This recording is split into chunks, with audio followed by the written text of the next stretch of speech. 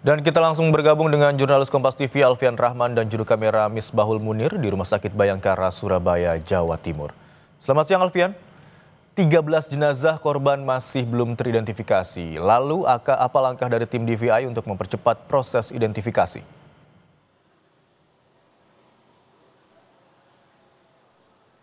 Ya, selamat siang Imron dan juga saudara. Memang betul ada 13 kantung jenazah hingga saat ini masih belum dapat teridentifikasi di Rumah Sakit Bayangkara oleh tim DVI Polda Jawa Timur.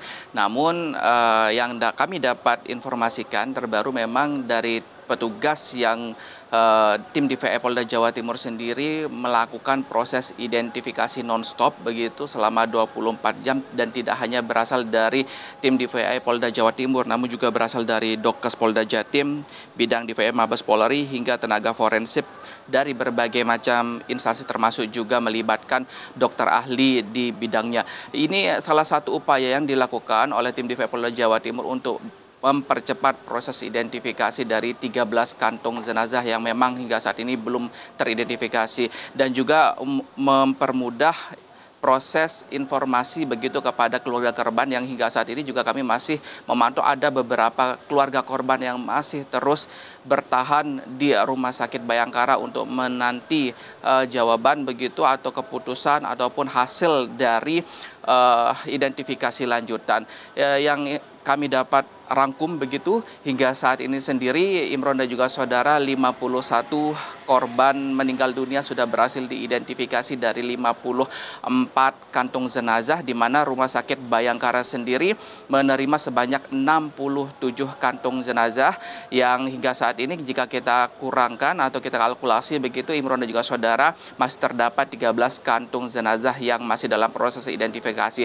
terutama untuk penambahan data pendukung lainnya. Ini tim DVI Polda Jawa Timur juga meminta keluarga korban untuk dapat memberikan data dokumen lain seperti foto maupun dokumen ijazah ataupun raport yang di situ terdapat sidik jari karena ini juga membantu proses identifikasi dan pencocokan data dari antemortem dan juga posko postmortem. Kendati memang demikian dari data tersebut juga tidak mudah karena mengingat saat ini sudah memasuki pekan kedua dari proses identifikasi sejak terjadinya pompes rubuh tersebut sehingga yang berakibat begitu keadaan dari jasad memang tidak baik atau kurang baik seperti yang semula. Seperti itu Imron.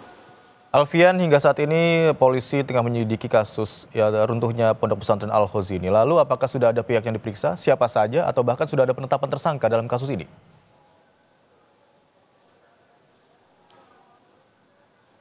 Ya, konfirmasi yang kami dapatkan dari Kabid Humas Polda Jawa Timur, Kombes Pol Julius Abraham Abbas menyebut memang setelah dinaikkan statusnya dari tahap penyelidikan menuju tahap penyidikan ada beberapa langkah atau upaya hukum yang dilakukan untuk menguak kasus ini seperti melakukan gelar perkara dan juga memeriksa sebanyak 17 saksi yang memang diantaranya merupakan juga dari keluarga korban.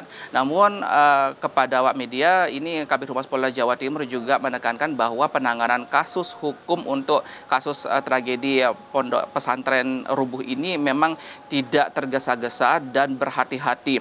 Ini karena dalam saat ini masih dalam proses identifikasi yang juga bagi penyidik juga menjaga perasaan dari keluarga korban. Namun informasi terbaru yang kami dapatkan untuk mulai Senin besok sudah dilakukan atau akan dilakukan begitu penyidikan mendalam dengan turut memanggil saksi-saksi tambahan. Ada beberapa surat yang sudah dilayangkan oleh pihak penyidik termasuk juga nanti akan meminta keterangan dari saksi ahli terkait penjelasan dan penjelasan terkait apa yang terjadi sebenarnya termasuk juga dari pihak penyidik juga sudah mengambil beberapa sampel puing dan juga dari reruntuhan tersebut untuk diteliti lebih lanjut oleh tim penyidik dari Polda Jawa Timur. Tentu kami akan terus mengawal kasus ini Imron dan juga saudara dan kami akan mengabarkan bagaimana informasi terbaru begitu jika memang sudah ada update dari pihak penyidik Polda Jawa Timur. Imron.